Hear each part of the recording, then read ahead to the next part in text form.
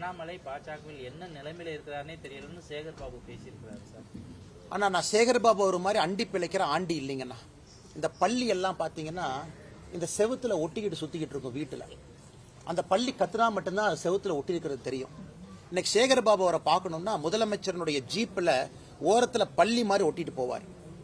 ஸ்ரீரங்க கோயிலில் எல்லாம் 4000 ரூபாய் டிக்கெட் வாங்கி சொர்க்கவாசல பார்க்கறதுக்கு போவாங்க. அதே சேகர் பாபு எப்படி அடாவடியாக சென்னையினுடைய ரவுடியா எப்படி இருந்தாரோ 20 ஆண்டுகளுக்கு முன்பு கோவில்ல இன்னைக்கும் அறநிலையத்துறை அமைச்சராக அதே ரவுடியா தான் இருக்கிறார். எல்லாம் நவருங்க. யாருன்னா சேகர் பாபுவும் அவருடைய குடும்பமும் போய் பெருமாளை ஃபர்ஸ்ட் பார்க்கணும். ஐயா, அவங்க பண்ண பாவத்தை எல்லாம் கோயில கழுவணுமா? கும்பாபிஷேகம் நடக்கும். லோக்கல்ல யாரோ 5 ரூபா 10 ரூபா 20 ரூபா போட்டு கும்பாபிஷேகம் நடத்துவாங்க. சம்பந்தமே இல்லாத காவி வேட்டியை கட்டிக்கிட்டு பள்ளி மாதிரி மேல ஒரு ஜீவன் தொத்திக்கிட்டு இருக்கும். அது யாருன்னு பார்த்தா சேகர் பாபு.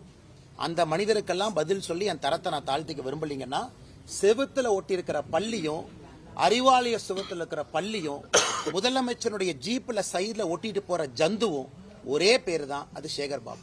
திமுக கனிமொழி எம்பி வந்து சொல்லியிருந்தாங்க, நாங்க ஆட்சிக்கு வந்தோம்னா டாஸ்மாக் கடையை மூடுவோம், மதுவில கொண்டு வரோம். கிழிச்சாங்க.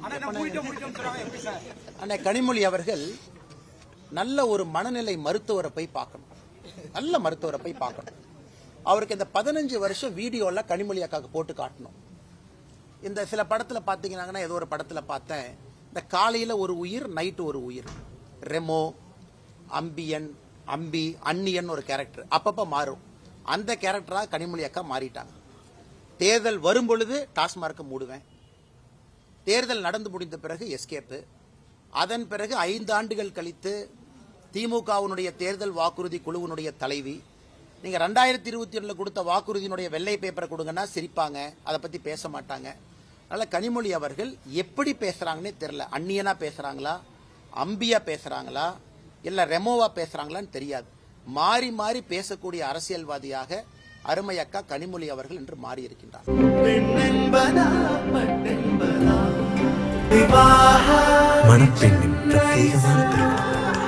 விவாஹா தி சென்னை சில்க்ஸ்.